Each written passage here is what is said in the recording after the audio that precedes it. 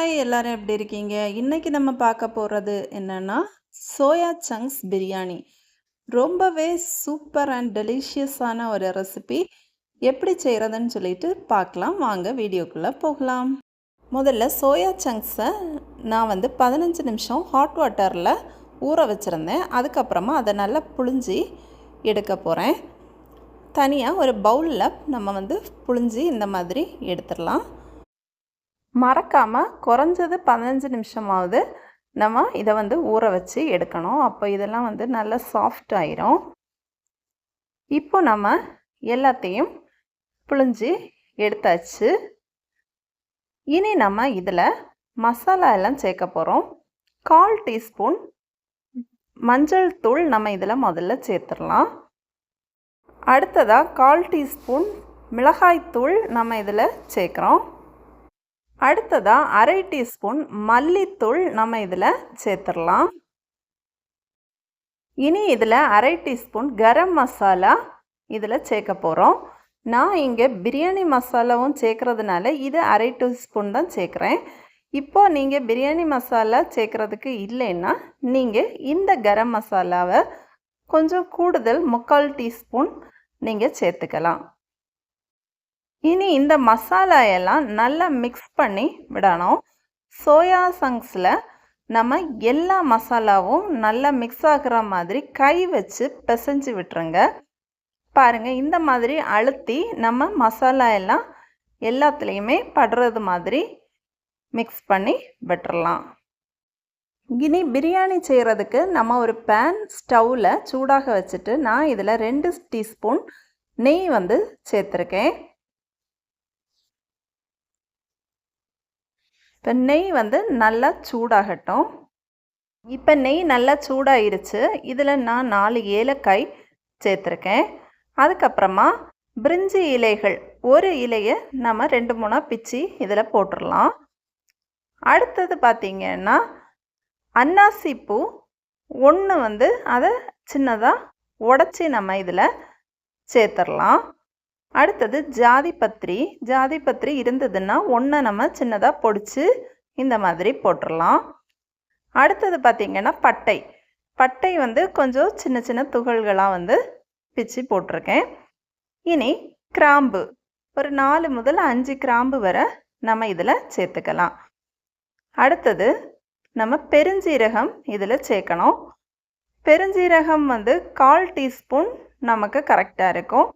அந்த அளவுக்கு கொஞ்சம் கூடுனாலும் பரவாயில்ல, பிரியாணிக்கு நல்ல சுவையாக இருக்கும். அப்போது இதெல்லாம் சேர்த்து நம்ம நல்லா ஒரு 30 நொடி மட்டும் இதை மிக்ஸ் பண்ணி விட்டுறலாம். இப்போ எல்லாமே நல்லா மிக்ஸ் பண்ணணும். அதே நேரம் ஸ்டவ்வும் சிம்மில் இருக்கணும். ஸ்டவ் ரொம்பவே ஹீட்டு அதிகமாக இருந்ததுன்னா நமக்கு சீக்கிரமாக இந்த பெருஞ்சீரகம் எல்லாம் கரிஞ்சு போயிடும். அதனால் இந்த டேஸ்ட் நல்லா இருக்காது. கவனமாக சிம்மில் வச்சு வறுத்து விடுங்க. இப்போ நம்ம வறுத்து விட்டாச்சு. நமக்கு டைமும் 30 செகண்ட் ஆயிடுச்சு. இனி நம்ம இதில் வெங்காயம் சேர்க்க போகிறோம். இப்போ நம்ம வெங்காயம் எல்லாம் சேர்த்தாச்சு. வெங்காயம் பார்த்திங்கன்னா நான் பெரிய வெங்காயத்தில் ஒரு 3 வெங்காயத்தை பொடியாக நறுக்கி சேர்த்துருக்கேன். பெரிய வெங்காயம் கொஞ்சம் மீடியம் சைஸ் வெங்காயம், அதனால் 3 நான் சேர்த்துருக்கேன். ரொம்ப பெருசாக இருந்ததுன்னா 2 தாராளமாக போதும். அப்போது வெங்காயம் நல்லா வதக்கி விட்டுட்டு அதுக்கப்புறமா நம்ம இஞ்சி பூண்டு விழுது சேர்க்கணும். இப்போ இஞ்சி பார்த்திங்கன்னா நம்ம ஒரு ஆள்காட்டி விரல் அளவுக்கு ஒரு பீஸ் இஞ்சி சதைச்சி எடுத்துருங்க. அப்புறம் ஒரு 7 முதல் 8 பூடு அதையும் சதைச்சி நம்ம இதில் சேர்த்துடலாம். இனி இந்த இஞ்சி பூண்டு விழுதை நல்லா நம்ம வதக்கி கொடுக்கணும். இதனுடைய பச்சை வாசனை போகிறது வரைக்கும் நல்லா நம்ம வதக்கி விட்டுறலாம். இப்போ இஞ்சி பூண்டுடைய பச்சை வாசனை நல்லா போயிடுச்சு. இனி நான் ஒரு 3 பச்சை மிளகு சின்னதாக நறுக்கி சேர்க்குறேன்.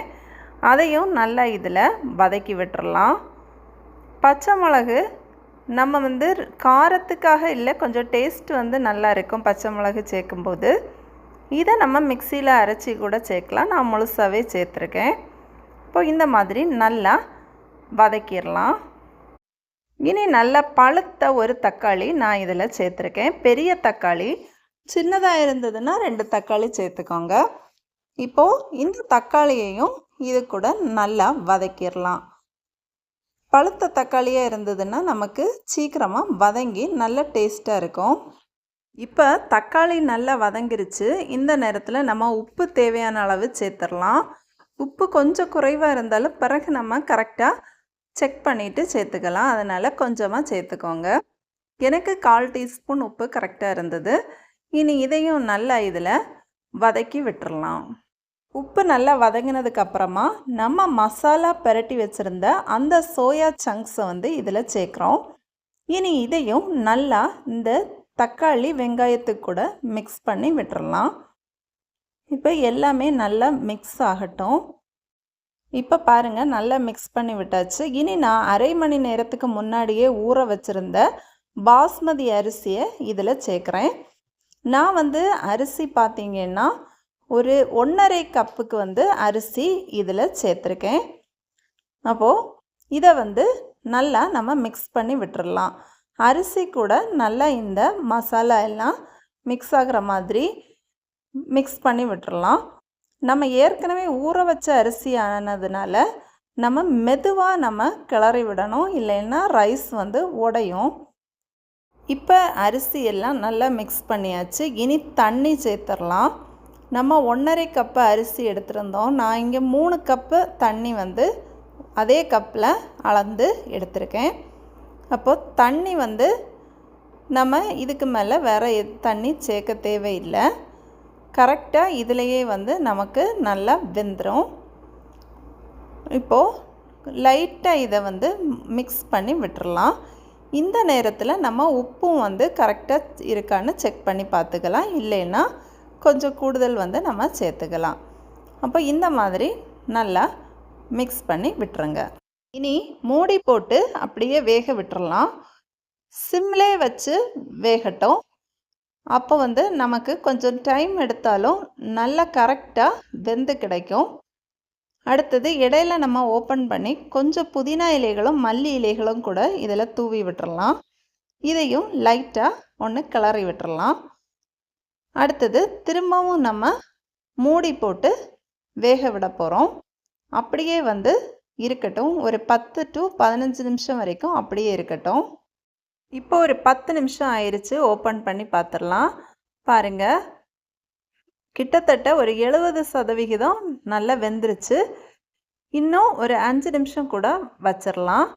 அப்படியே மெதுவாக கிளறி விட்டுட்டு 5 நிமிஷம் நம்ம மூடி போட்டு வேக வச்சிடலாம். இப்போது 5 நிமிஷம் ஆயிடுச்சு. நமக்கு சோயா சங்க்ஸ் பிரியாணி பர்ஃபெக்டாக ஒத்தையாக நல்லா ரெடியாக இருக்குது. பாருங்கள், பார்த்தாலே உங்களுக்கு தெரியும். நல்லா ரைஸ் எல்லாம் வெந்து ரெடியாக இருக்குது. இதை லைட்டாக நம்ம மிக்ஸ் பண்ணி விட்டுறலாம். ரொம்ப அழுத்தி மிக்ஸ் பண்ணால் இந்த ரைஸ் நமக்கு உடஞ்சிரும். அதனால் லைட்டாக மிக்ஸ் பண்ணி விடுறோம். இப்போது வெந்து ரெடியாக இருக்கிற இந்த பிரியாணியில் நான் 1 டீஸ்பூன் நெய் விடுறேன். இனி இது கூட கொஞ்சம் கொத்தமல்லி இலைகளும் புதினா இலைகளும் நம்ம சேர்த்துடலாம். இனி அப்படியே மூடியை போட்டு ஒரு 10 நிமிஷம் அப்படியே வச்சுட்டு அதுக்கப்புறமா சர்வ் பண்ணால் ரொம்பவே சுவையான சோயா சங்க்ஸ் பிரியாணி ரெடி. இந்த ரெசிபி உங்கள் எல்லாருக்குமே பிடிச்சிருக்குன்னு நினைக்கிறேன். கண்டிப்பாக எல்லோரும் ட்ரை பண்ணி பார்த்துட்டு எப்படி இருந்ததுன்னு கமெண்ட்ஸில் சொல்லுங்கள். நம்ம சேனலை இது வரைக்கும் சப்ஸ்கிரைப் பண்ணாமல் பார்த்துட்ருக்கீங்கன்னா கண்டிப்பாக சப்ஸ்கிரைப் பண்ணுங்கள். நன்றி.